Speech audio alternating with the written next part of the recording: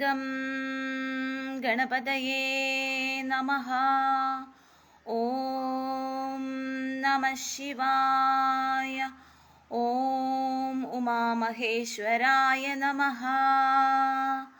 ഓം ശക്തി പരാശക്തി. അമ്മേ നാരായണ, ദേവി നാരായണ, ലക്ഷ്മീ നാരായണ, ഭദ്രേ നാരായണ.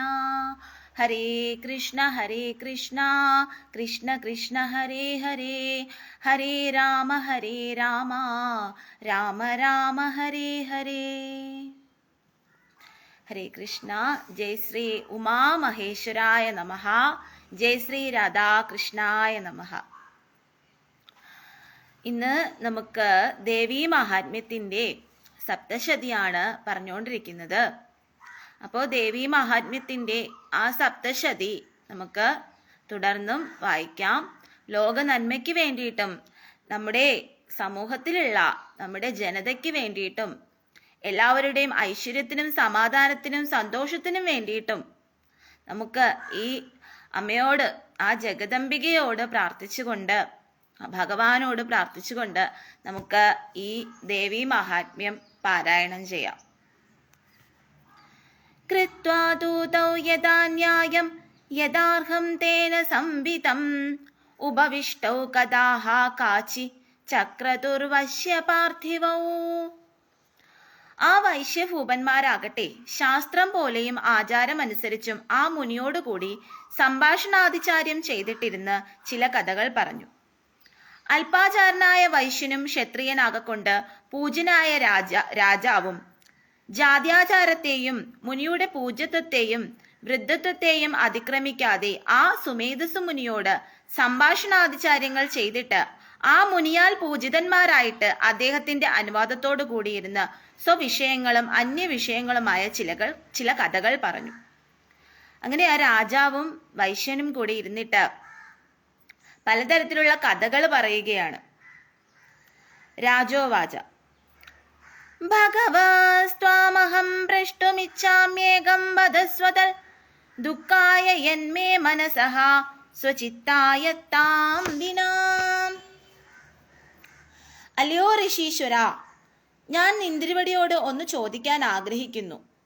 തൻ്റെ ചിത്തം ആണെന്നുള്ള അവസ്ഥ കൂടാതെ എനിക്ക് മനസ്സിന് ദുഃഖത്തിനായി യാതൊരു വസ്തു ഭവിക്കുന്നുവോ അതിനെ പറഞ്ഞാലും തനിക്ക് ചിത്തജയം ഉണ്ടാകാതെ ഇരിക്കുന്നതിന് അനുകൂലമായും മനസ്സിൽ ദുഃഖത്തെ ഉണ്ടാക്കുന്നതിന് കാരണമായും ഉള്ള വസ്തു എന്താണ്?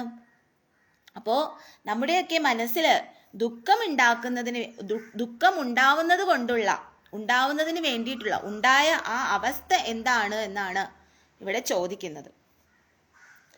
ചിത്തം സങ്കല്പ വികൽപ്പമാകുന്നു. മനോജയം ഒരുത്തനെയും ദുഃഖിപ്പിക്കുന്നില്ല. നിശ്ചയം അധീനോ നിഗ്ന ആയത്തഹ എന്ന് അമരം. ഹേ സർവൈശ്വര്യ സമ്പന്ന, ഹേ മുനെ, നിന്തിരുവടിയോട് ഞാൻ ഒരു രഹസ്യം ചോദിക്കാൻ ആഗ്രഹിക്കുന്നു. അത് രഹസ്യത്തിൽ ഉപദേശിക്കണം. എന്തു കാരണത്തിലാണ് എൻ്റെ മനസ്സ് എൻ്റെ അധീനത്തിൽ അല്ലാതായിരിക്കുന്നത്? അത് എനിക്ക് ദുഃഖത്തെ ഉണ്ടാക്കുന്നു. ഞാനൊരു രഹസ്യമാണ് ചോദിക്കുന്നത്. അത് എനിക്ക് നിശ്ചയമായി കേൾക്കേണ്ടതാകുന്നു. അത് കേൾക്കാതെ എൻ്റെ മനസ്സ് അധീനത്തിൽ പെടുകയില്ല. അങ്ങനെ പെട്ടില്ലെങ്കിൽ സംശയം നിമിത്തം ദുഃഖവും നശിക്കുകയില്ല. അതുകൊണ്ട് ആ രഹസ്യം എനിക്ക് കേൾക്കുക തന്നെ വേണമെന്ന് താല്പര്യം. അപ്പോൾ ഈ രാജാവ് പറയുകയാണ്, എൻ്റെ മനസ്സിൽ എന്തുകൊണ്ടാണ് എനിക്ക് ഇത്രയും വിഷമങ്ങൾ ഉണ്ടാവുന്നത്? എൻ്റെ മനസ്സിനെ എനിക്ക് നിയന്ത്രിക്കാൻ കഴിയാത്തത് എന്തുകൊണ്ടാണ് എൻ്റെ മനസ്സിൽ ഇങ്ങനെയുള്ള പല തരത്തിലുള്ള ചിന്തകൾ വരുന്നത് എന്നിങ്ങനെ ചോദിക്കുകയാണ്. സങ്കല്പ വികല്പമായ അന്ധകരണം നിരോധമില്ലാത്തതുകൊണ്ട് സ്വസ്വരൂപത്തിൽ നിശ്ചയാത്മകമായി ഭവിക്കുന്നില്ല. അത് നിമിത്തം ദുഃഖമുണ്ടാകുന്നു. അതെന്തിനാണെന്ന് നിർണയിക്കുന്നതിൽ എനിക്ക് സാമർഥ്യവുമില്ല. അപ്പൊ എൻ്റെ മനസ്സ് ഇങ്ങനെ എന്തൊക്കെയോ സംഭവിക്കാൻ പോകുന്നു, അല്ലെങ്കിൽ എനിക്ക് ഇങ്ങനെയൊക്കെ സംഭവിച്ചത്, അങ്ങനെയൊക്കെ ചിന്തിച്ച് മനസ്സ് ആകുലപ്പെടുകയാണ്. എന്തുകൊണ്ടാണ് എൻ്റെ മനസ്സ് ഇങ്ങനെ ആകുലപ്പെടുന്നത് എന്നാണ് ഇവിടെ രാജാവ് ചോദിക്കുന്നത്. മമത്വം ഗതരാജ്യസ്യ രാജ്യാംഗേഷ്വാഖിലേഷ്വപി ജാനതോഭവിയജാജ്ഞസ്യ കിമേതന്മുനിസത്തമാ. ഹേ മുനിസത്തമ, ഞാൻ ജ്ഞാനമുള്ളവനാണ്, എങ്കിലും രാജ്യം പോയ എനിക്ക് എല്ലാ രാജ്യാംഗങ്ങളിലും അറിവില്ലാത്തവന് എന്ന പോലെ മമത തോന്നുന്നു. ഇത് എന്താണ്? അപ്പൊ പറയണേ, ഹേ മുനിസത്തമ, ഞാൻ ജ്ഞാനമുള്ളവനാണ്, എങ്കിലും രാജ്യം പോയ എനിക്ക് എല്ലാ രാജ്യാംഗങ്ങളിലും അറിവില്ലാത്തവന് എന്ന പോലെ മമത തോന്നുന്നു. അതായത് മറ്റുള്ളവർക്ക് ആർക്കും അറിവില്ലല്ലോ എന്ന് ഓർത്തുള്ള ആ ഒരു മമത. അവരൊക്കെ എങ്ങനെയാണ്, എന്താണ് ചെയ്യുന്നത്, തന്നെ പോലെയാണോ അവര് രാജ്യം ഭരിക്കുന്നത്, ഇങ്ങനെയൊക്കെയുള്ള ചിന്തകൾ ഉണ്ടായി. അതിൽ അവരോട് എനിക്ക് എന്ത് തോന്നുകയാണ്? മമത തോന്നുകയാണ്. അതായത് നമുക്കറിയാം, ഇപ്പോ നമ്മൾ കാണുന്നില്ലേ ഓരോ രാഷ്ട്രീയക്കാര്, അവരൊക്കെ ഈ സംസ്ഥാനം ഭരിക്കുന്നുണ്ട്. പക്ഷെ അവരെങ്ങനെയാണ് ഭരിക്കുന്നത്? ജനങ്ങൾക്ക് നന്മയാണോ ചെയ്യുന്നത്? അല്ല. ഇപ്പോ ഒരു മുല്ലപ്പെരിയാർ വിഷയം വന്നു, അത് ഏത് നിമിഷവും പൊട്ടിപ്പോവും എന്നുള്ള ഒരു അവസ്ഥ വന്നു. എന്നിട്ട് അത് ശരിയാക്കാൻ വേണ്ടി എന്തെങ്കിലും പ്രവർത്തിക്കുന്നുണ്ടോ? അവരുടേതായ സ്വാർത്ഥ കാര്യങ്ങൾക്ക് വേണ്ടി അവരുടേതായ സുഖലോലുപതയിൽ കഴിഞ്ഞു പോവുകയാണ്. ഒരു രാജ്യം ഭരിക്കുന്നവർ അങ്ങനെയാണോ ചെയ്യേണ്ടത്? ഒരു രാജ്യം ഭരിക്കുന്ന രാജാവ് അങ്ങനെയാണോ പെരുമാറേണ്ടത്? എന്തുകൊണ്ട് അവര് ഉന്നത അധികാരികളിലേക്ക്, ഉന്നത രാജാവിൽ അല്ലെങ്കിൽ ഉന്നത പദവിയിലിരിക്കുന്ന പ്രധാനമന്ത്രിയിലേക്ക് ഇത് എത്തിക്കുന്നില്ല? എന്തുകൊണ്ട് ഇതിന് മുന്നിട്ടിറങ്ങുന്നില്ല? അവിടെ രാഷ്ട്രീയമല്ല വലുത്, അവിടെ മനുഷ്യരുടെ ജീവനാണ് വലുത്. അത് മനസ്സിലാക്കുക. അപ്പോ ഈ രാജാവ് ചിന്തിക്കുന്നതും അതുപോലെ തന്നെയാണ്. താൻ പണ്ട് രാജ്യം ഭരിച്ചിരുന്നത് പോലെയാണോ ഇപ്പോഴുള്ള ഈ രാജാക്കന്മാർ അവിടെ രാജ്യം ഭരിക്കുന്നത് എന്നാണ് ചിന്തിക്കുന്നത്. എന്ന് ചിന്തിച്ച് ഈ രാജാവ് വ്യസനിക്കുകയാണ്. ഹേ മുനിസത്തമ, ഞാൻ ജ്ഞാനമുള്ളവനാണെങ്കിലും ശത്രുക്കളുടെ അധീനത്തിൽപ്പെട്ട സാമ്രാജ്യത്തോടു കൂടിയ എനിക്ക് മൂഢന് എന്ന പോലെ അഖില രാജ്യാംഗങ്ങളിലും എന്റേതെന്നുള്ള ബുദ്ധി ഉണ്ടാകുന്നു. ഇതെന്താണ്? രാജ്യം നശിച്ചവന് രാജ്യാംഗങ്ങളിൽ മമത കൊണ്ട് പ്രയോജനമെന്ത്? അപ്പോ ഈ രാജാവ് ചിന്തിക്കുകയാണ്, ഞാനിവിടെ രാജ്യം ഭരിച്ചിരുന്നപ്പോ നല്ല രീതിയിലാണ് പ്രജകൾ കഴിഞ്ഞിരുന്നത്. എന്നാൽ ഇപ്പോൾ എന്താണ് സംഭവിക്കുന്നത്? ഇപ്പോൾ രാജ്യം ഭരിക്കുന്നവര് തന്റെ പ്രജകളെ ക്രൂരമായി പീഡിപ്പിക്കുകയാണ്. തന്റെ പ്രജകളുടെ ക്ഷേമങ്ങൾ അറിയുന്നില്ല, തന്റെ പ്രജകളുടെ ജീവന് വില കൽപ്പിക്കുന്നില്ല. അപ്പോ അത് ഓർത്തിട്ട് ഈ രാജാവ് വളരെയധികം വിഷമിക്കുകയാണ്. രാജ്യം എന്റേതല്ലെന്ന് അറിയുന്ന എനിക്ക് മൂഢനെ പോലെ രാജ്യത്തിൽ മമത വന്നത് എന്താണ്? ഈ രാജ്യം എന്റേതല്ല, ഈ രാജ്യം എനിക്ക് നഷ്ടപ്പെട്ടതാണ് എന്ന് മനസ്സിലാക്കിയ രാജാവ് എന്നാൽ കൂടിയും എന്തുകൊണ്ടാണ് എന്നിട്ടും ഈ രാജ്യത്തുള്ളവരോട്, ഈ പ്രജകളോട് ഈ രാജാക്കന്മാർ എന്തുകൊണ്ടാണ് നേരെ ചൊവ്വേ ഭരിക്കാത്തതെന്ന് ഓർത്തുകൊണ്ട് എനിക്ക് എന്തുകൊണ്ടാണ് ആ ഒരു വിഷമം ഉണ്ടാവുന്നത്, ആ ഒരു മമത ഉണ്ടാവുന്നത് എന്നാണ് ഈ രാജാവ് ചോദിക്കുന്നത്. അയഞ്ച നികൃതഃ പുത്രൈദാരൈർഭൃത്യൈസ്തദോജിസ്ഥിതഃ സ്വജനേന ചാസം ത്യക്തതേഷു ഹാർദീതദാഫ്യപീഹ. ഈ വൈശ്യനും പുത്രന്മാരാലും ഭാര്യയാലും ഭൃത്യന്മാരാലും നിന്ദിക്കപ്പെട്ടവനായി ഉപേക്ഷിക്കപ്പെട്ടു. അതുപോലെ സ്വജനങ്ങളാലും ഉപേക്ഷിക്കപ്പെട്ടു. എന്നിട്ടും ഇവൻ അവരിൽ അത്യന്തം സ്നേഹമുള്ളവനായിരിക്കുന്നു. ഈ വൈശ്യനും പുത്രന്മാരാലും ഭാര്യയാലും ഭൃത്യന്മാരാലും സ്വജനങ്ങളാലും സഹോദരികളാലും മറ്റു ബന്ധുക്കളാലും ഉപേക്ഷിക്കപ്പെട്ടു. എങ്കിലും ആ പുത്രാദികളിൽ മമത കൊണ്ട് അതിശയ സ്നേഹവാനായി വർത്തിക്കുന്നു. സ്നേഹമില്ലാത്ത പുത്രാദികളിൽ മമത കൊണ്ട് അതിസ്നേഹവാനായി ഭവിച്ചു എന്ന് താല്പര്യം. അപ്പോ ഈ വൈശ്യനെയും അവരുടെ പുത്രന്മാരും അദ്ദേഹത്തിന്റെ പുത്രന്മാരും ഭാര്യമാരും ഉപേക്ഷിച്ചു. എന്നിട്ട് കൂടിയും ആ ഉപേക്ഷിച്ച ആ പുത്രന്മാരോടും ഭാര്യമാരോടും ഒക്കെ ആ വൈശ്യനും എന്ത് തോന്നുകയാണ്? മമത തോന്നുകയാണ്. അത് എന്തുകൊണ്ടാണ്? അപ്പോ നമ്മുടെ ജനങ്ങളുടെ നന്മയ്ക്ക് വേണ്ടിയിട്ട് നമ്മൾ ജനങ്ങളോട് പറയുന്നുണ്ട്, എന്തെങ്കിലും പ്രശ്നം ഉണ്ടാവുമ്പോൾ അതിനുവേണ്ടി പ്രതികരിക്കൂ, അതിനുവേണ്ടി ഇറങ്ങിത്തിരിക്കൂ എന്ന് എല്ലാ രാഷ്ട്രീയക്കാരോടും നമ്മൾ പറയുന്നുണ്ട്. രാജപദവിയിലിരിക്കുന്നവരാണ് മന്ത്രിമാര് ഈ കാലഘട്ടത്തിൽ. അങ്ങനെയുള്ളവരോട് നമ്മൾ പറയുന്നുണ്ട്. പക്ഷെ അത് ആരും എന്നിട്ട് ആ സ്നേഹം അല്ലെങ്കിൽ ആ ജനങ്ങളെ രക്ഷിക്കാൻ വേണ്ടിയിട്ടാണ് ഇവർ പറയുന്നത് എന്നുള്ള കാര്യം മനസ്സിലാക്കാതെ അതിനു വേണ്ടിയിട്ട് ആ ദുരന്തം ഇല്ലാതാക്കാൻ വേണ്ടിയിട്ട് ശ്രമിക്കാതെ അവർ ഒതുങ്ങിക്കൂടിയിരിക്കുന്നു. എന്നിട്ടും അങ്ങനെ തള്ളി പറഞ്ഞിട്ടും നന്മയ്ക്ക് വേണ്ടി പറയുന്നവർ നന്മയുടെ ഭാഗം പിടിച്ചുകൊണ്ട് ജനരക്ഷയ്ക്ക് വേണ്ടിയിട്ട് പ്രവർത്തിച്ചു കൊണ്ടിരിക്കുന്നു. അതാണ് ഈ രാജാവിനെയും വൈശ്യനെയും ഇവിടെ ഉദാഹരണമായിട്ട് നമുക്ക് കാണിക്കുന്നത്. അതായത് എല്ലാവരാലും നിഷേധിക്കപ്പെട്ട് തള്ളിക്കളഞ്ഞിട്ടുകൂടി തൻ്റെ രാജ്യത്തിലുള്ള പ്രജകൾ നല്ലതായിട്ടിരിക്കുന്നോ, തൻ്റെ രാജ്യത്തിലുള്ള പ്രജകൾക്ക് ക്ഷേമമാണോ എന്നുള്ള ആ ഒരു വ്യഗ്രത അവരുടെ മനസ്സിലുണ്ടാവുന്നു എന്നുള്ളതാണ്. എല്ലാം നഷ്ടപ്പെട്ടു, ആ രാജാവിന് രാജ്യമെല്ലാം നഷ്ടപ്പെട്ടു. എന്നാൽ പോലും ആ പ്രജകളോട് ആ രാജാവിന് അത്യധികം സ്നേഹമുണ്ട്. അതുപോലെ ഈ വൈശ്യന് തൻ്റെ കുടുംബത്തിലുള്ള എല്ലാവരും തള്ളിക്കളഞ്ഞു, നഷ്ടപ്പെട്ടു, എല്ലാം നഷ്ടപ്പെട്ടു. രാജ്യവും അവരുടെ സ്വത്തും പണവും ധനസമൃദ്ധിയും എല്ലാം നഷ്ടപ്പെട്ടു. എന്നിട്ടും ആ വൈശ്യൻ തൻ്റെ പ്രജകൾക്ക് എങ്ങനെയാണ്, സുഖമാണോ, അവര് നന്നായിരിക്കുന്നോ, തൻ്റെ വീട്ടിലുള്ളവർ നന്നായിരിക്കുന്നോ എന്ന് ചിന്തിക്കുന്നു. അതാണ് ഇവിടെ പറയുന്നത്. ഏവമേഷ തദാഹഞ്ച ദ്വാവപ്യത്യന്ത ദുഃഖിതൗ ദൃഷ്ടദേശേഫഭിവിഷയേ മമത്വാകൃഷ്ടമാനസൗ. ഇങ്ങനെ ഈ വൈശ്യനും അതുപോലെ ഞാനും, ഞങ്ങൾ രണ്ടുപേരും ദോഷം കണ്ടിട്ടും ആ രാജ്യപുത്രാദികളിൽ മമതയാൽ വശീകരിക്കപ്പെട്ട മനസ്സോടുകൂടിയവരായിട്ട് ഏറ്റവും ദുഃഖത്തോടു കൂടിയവരായിരിക്കുന്നു. ഇങ്ങനെ ഈ വൈശ്യനും അതുപോലെ ഞാനും ദോഷമുണ്ടെന്നറിഞ്ഞിട്ടും ആ വിഷയത്തിൽ മമത കൊണ്ട് വശീകരിക്കപ്പെട്ടവരായിട്ട് ഞങ്ങൾ രണ്ടുപേരും ഏറ്റവും ദുഃഖത്തോടു കൂടിയവരായിരിക്കുന്നു. രാജ്യപുത്രാദികളിൽ മമത കൊണ്ട്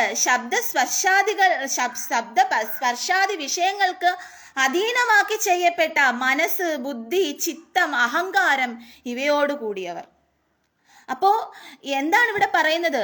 എത്രയും തള്ളിക്കളഞ്ഞിട്ടും, ഇത്രയും ദ്രോഹിച്ചിട്ടും, ഇത്രയും അപമാനിച്ചിട്ടും, ഇത്രയും രാജ്യങ്ങളെല്ലാം നഷ്ടപ്പെടുത്തിയിട്ടും, എത്ര ക്രൂരമായിട്ട് പെരുമാറിയിട്ട് കൂടി തൻ്റെ മക്കളെ കുറിച്ച് ഓർത്ത് ആ വൈശ്യൻ, മക്കളെ കുറിച്ച് ആ ഭാര്യയെ കുറിച്ച് ഓർത്ത് ആ വൈശ്യൻ ദുഃഖിക്കുന്നു. അതുപോലെ തൻ്റെ രാജ്യത്തെ കുറിച്ച് ഓർത്ത്, തൻ്റെ പ്രജകളെ കുറിച്ച് ഓർത്ത് ആ രാജാവ് വിഷമിക്കുന്നു. അപ്പൊ നിങ്ങൾ നോക്കൂ, ഇതുപോലുള്ള ഒരുപാട് രാജാക്കന്മാരെ പോലെ, ഇതേപോലെ നല്ല മനസ്സുള്ള രാജാക്കന്മാരെ പോലെയുള്ളവർ നമ്മുടെ ഇടയിലുണ്ട്. ഇതുപോലെ നല്ല മനസ്സുള്ള വൈശ്യന്മാരെ പോലുള്ളവർ നമ്മുടെ ഇടയിലുണ്ട്. ഇവർ നല്ല കാര്യങ്ങൾ പറഞ്ഞു കൊടുക്കുന്നുണ്ട്. ലോകത്തുള്ള ജനങ്ങളുടെ രക്ഷയ്ക്ക് വേണ്ടിയിട്ട് നിങ്ങൾ എങ്ങനെയാ പ്രവർത്തിക്കേണ്ടത്, എന്താണ് ചെയ്യേണ്ടതാ, അതിനു വേണ്ടിയിട്ട് അവര് ആ ജനങ്ങളെ കുറിച്ച് ഓർത്ത് അവരുടെ ഹൃദയം വേദനിക്കുന്നുണ്ട്. അത്രയും ആ ജനങ്ങളുടെ ആ ക്ഷേമത്തെ കുറിച്ച് ഓർത്ത്, ആ ജനങ്ങളുടെ ആയുസിനെ കുറിച്ച് ഓർത്ത് അവർ ഭയപ്പെട്ട് അതിനു വേണ്ടിയിട്ട് അവർ പോരാടുന്നുണ്ട്. എന്നിട്ട് കൂടിയും അവരെ അങ്ങനെയുള്ള മനുഷ്യരെ, അങ്ങനെയുള്ളവരെ കാണുന്നില്ല. ഈ മൂഢരായ മനുഷ്യർ, ഈ മൂഢരായ അധികാരത്തിലിരിക്കുന്ന കള്ളന്മാരായ, ചതിയന്മാരായ, ഒരു മനുഷ്യന്റെ ജീവിതത്തിന് ഒരു അല്പം പോലും വില കൽപ്പിക്കാത്ത ഭരണാധികാരികൾ, അങ്ങനെയുള്ളവരാണ് ഇപ്പോൾ നമ്മുടെ കാലഘട്ടത്തിൽ ഉള്ളത്, അല്ലേ? അപ്പോ അത് നല്ലത് പറഞ്ഞു തരുമ്പോ ഈ നല്ലത് പറഞ്ഞു തരുന്നവരെ ചവിട്ടി തേക്കാനും അവരുടെ വാക്കിന് വില കൽപ്പിക്കാതെ ഇരിക്കുന്നിടത്തോളം ഇവിടെ എന്താണ് സംഭവിക്കുന്നത്? പ്രജകൾക്കാണ് അതിൻ്റെ ഭവിഷ്യത്ത് ഉണ്ടാവുന്നത്. അതാണ് നമുക്ക് ഈ ദേവീ മഹാത്മ്യത്തിലും ദേവിയും നമുക്ക് ഇതിൽ പറഞ്ഞു തന്നിട്ടുള്ളത്. ഇത് തന്നെയാണ് ഈ ദേവീ മഹാത്മ്യത്തിൽ തത്വമായിട്ട് എഴുതി വെച്ചിട്ടുള്ളത്. ആ സത്യം, ആ പ്രപഞ്ച സത്യം നിങ്ങൾ മനസ്സിലാക്കൂ. നമ്മുടെ അധികാരികൾ കൊള്ളാതാകുമ്പോൾ, നമ്മുടെ നിയമങ്ങൾ കൊള്ളാത്ത നിയമങ്ങളാകുമ്പോൾ, നമ്മുടെ സംസ്കാരങ്ങൾ നശിക്കുമ്പോൾ, നമുക്ക് നന്മ ഇല്ലാതാകുമ്പോൾ ഒക്കെയാണ് ഈ പ്രകൃതി ദുരന്തങ്ങളും അങ്ങനെയുള്ള സംഭവങ്ങൾ ഉണ്ടാവുന്നത്. അത് ഉണ്ടാവാതെ ഇരിക്കാൻ, അത് തടയാൻ വേണ്ടി ആയിരിക്കണം ഈ പദവിയിൽ ഇരിക്കുന്നവർ ചെയ്യേണ്ടത്. അങ്ങനെ പ്രജകളെ രക്ഷിക്കുകയായിരിക്കണം ഈ പദവിയിൽ ഇരിക്കുന്നവർ ചെയ്യേണ്ടത്. അതാണ് ഇവിടെ പറയുന്നത്. തൽകിമേതൻ മഹാഭാഗ യന്മോഹോ ജ്ഞാനിനോരപി മമാസ്യ ചാഭവത്യേഷ വിവേകാന്തസ്യ മൂഢത. അല്ലയോ മഹാഭാഗ, ജ്ഞാനികളായ ഞങ്ങൾക്കും യാതൊരു മോഹവും ഉണ്ടാകുന്നു. വിവേകമില്ലാത്തവരുടെ ഈ മൂഢത എനിക്കും ഇവനും ഭവിക്കുന്നത് എന്താണ്? വിവേകമുള്ളവനും വിവേകമില്ലാത്തവനുമുള്ള ജ്ഞാനാജ്ഞാനങ്ങൾക്ക് തുല്യത വരുന്നത് എങ്ങനെയെന്ന് ആണ് ചോദ്യം. വിവേകാന്തൻ, തിരിച്ചറിവാകുന്ന കണ്ണോട് കൂടാത്തവൻ. വിവേകാനന്ദൻ എന്ന് പറഞ്ഞു കഴിഞ്ഞാൽ തിരിച്ചറിവോട് കൂടിയവനെന്നാണ്. എന്നാൽ വിവേകാന്തൻ, വിവേകമില്ലാത്തവൻ എന്ന് പറഞ്ഞു കഴിഞ്ഞാൽ തിരിച്ചറിവാകുന്ന കണ്ണോട് കൂടാത്തവൻ, തിരിച്ചറിവില്ലാത്തവനാണ് വിവേകാന്തൻ എന്ന് പറയുന്നത്. വിവേകാനന്ദൻ എന്ന് പറഞ്ഞു കഴിഞ്ഞാൽ വിവേകത്തിൽ ആനന്ദമുള്ളവൻ, അതായത് വിവേകമുള്ളവൻ എന്നാണ് അർത്ഥം. വിവേകാനന്ദ സ്വാമി തന്നെ പറഞ്ഞിട്ടുണ്ട് കേരളം ഒരു ഭ്രാന്താലയമാണെന്ന്. അത് സത്യമാണ്, ഇപ്പൊ സത്യമായിക്കൊണ്ടിരിക്കുകയാണ്. കാരണം ഇത്രയും അപകടങ്ങൾ, ഇത്രയും ദുരന്തങ്ങൾ നമ്മുടെ നാട്ടിൽ ഉണ്ടായിട്ട് കൂടി ഇനിയും ഒരു വലിയ ദുരന്തം ഉണ്ടാകാം എന്നുള്ള സാഹചര്യത്തിൽ വെറുതെ കണ്ണടച്ചിരിക്കുന്ന ഇവരൊക്കെ, ഇങ്ങനെ കണ്ണടച്ചിരുട്ടാക്കുന്ന പല രാഷ്ട്രീയ പ്രവർത്തകര്, പല തെറ്റായ ഇത് കാണിക്കുന്നവര്, അങ്ങനെ ഇതുള്ളവർ, ഇവരെല്ലാം ഭ്രാന്തന്മാർ തന്നെയാണ്. ഇനി ഞാൻ പറയുകയാണ്, കേരളം മാത്രമല്ല, കേരളത്തിലുള്ള ജനങ്ങൾ മാത്രമല്ല, തമിഴ്നാട്ടിലുള്ള ജനങ്ങളും ഭ്രാന്തിമാരാണ്. തമിഴ്നാട്ടിലുള്ള ജനങ്ങളും ഭ്രാന്തരാണ്. കാരണം അവരും അവരുടെ സ്വാർത്ഥപരമായ കാര്യങ്ങൾക്ക് വേണ്ടി ഇത്രയും പ്രജകളുടെ അല്ലെങ്കിൽ ഇത്രയും ജനങ്ങളുടെ ജീവിതം നശിപ്പിക്കാൻ വേണ്ടിയിട്ട് തുനിഞ്ഞ് കച്ചകെട്ടിയിരിക്കുന്ന ക്രൂരന്മാരാണ് തമിഴ്നാട്ടിലുള്ളവന്മാര്. അതുകൊണ്ട് ഞാൻ പറയാണ്, കേരളവും ഭ്രാന്താലയമാണ്, അതോടൊപ്പം ഇപ്പോൾ തമിഴ്നാടും ഭ്രാന്താലയമാണ്. ദോഷജ്ഞാന രൂപമായ വിവേകത്തോടു കൂടിയ ഞങ്ങൾ രണ്ടുപേർക്കുമുള്ള ഈ മോഹം അയുക്തം തന്നെ. എന്തുകൊണ്ടെന്നാൽ ഈ വിധത്തിലുള്ള മൂഢത അവിവേകികൾക്കേ ഉണ്ടാകുന്നുള്ളൂ. അതായത് മൂഢരായിട്ടുള്ള ജനങ്ങളാണ് നമ്മുടെ ചുറ്റും ഇരിക്കുന്നതെന്ന് പറയുന്നത് വെറും മൂഢരായിട്ടുള്ള ജനങ്ങളാണ്. അപ്പൊ മൂഢരായിട്ടുള്ള ജനങ്ങൾ ഭരിക്കുമ്പോൾ ആ പ്രദേശത്തുള്ള ജനങ്ങൾക്ക് പലതരത്തിലുള്ള ദുഃഖങ്ങൾ അനുഭവിക്കേണ്ടി വരുന്നു, പലതരത്തിലുള്ള മരണം ഉണ്ടാവുന്നു, പലതരത്തിലുള്ള പ്രകൃതിക്ഷോഭങ്ങൾ ഉണ്ടാവുന്നു. അപ്പൊ അതിൽ നിന്നെല്ലാം സംരക്ഷിക്കണമെങ്കിൽ ഈ അധികാരത്തിൽ ഇരിക്കുന്നവരുടെ മൂഢത മാറ്റുക എന്നുള്ളതാണ്. അതുപോലെ തമിഴരുടെ മൂഢത അവർ മാറ്റുക എന്നുള്ളതാണ്. எல்லாவரும் நான் சொல்லியாச்சு, எல்லாவங்களும் வந்து கடவுளோட மக்கள் தான், சிவபார்வதிமாவோட மக்கள் தான் இந்த உலகத்திலே இருக்கு, ராதாகிருஷ்ணமாவோட மக்கள் தான் இந்த உலகத்திலே இருக்கு, சீதாராமன்மாரோட மக்கள் தான் இந்த உலகத்திலே இருக்கு, லட்சுமி நாராயணனோட மக்கள் தான் இந்த உலகத்திலே இருக்கு. ஆனா நீங்க இப்ப செய்யறது ரொம்ப தப்புதான். തമിഴ്നാട്ടിലുള്ളവർ ചെയ്യുന്നത് വലിയ തെറ്റാണ്. കാരണം കേരളത്തിലുള്ള ജനങ്ങളുടെ ജീവൻ ഇത്രയും 3.5 കോടി ജനങ്ങളുടെ ജീവന് ഒരു വിലയും കൽപ്പിക്കാതെ അവർ ഈ കാണിക്കുന്ന സ്വാർത്ഥത എന്ന് പറയുന്നത് വളരെ തെറ്റാണ്. അതുപോലെ തന്നെയാണ് ഈ കേരളത്തിലുള്ള അധികാരത്തിലിരിക്കുന്നവരും ഇതിനെതിരെ ഈ ഡാം ശരിയാക്കാനായിട്ട് മുന്നിട്ടിറങ്ങാത്തതും തെറ്റ് തന്നെയാണ്. നിയമങ്ങൾ അവിടെ എന്താണ്? നിയമങ്ങൾ അവിടെ എന്താണ്?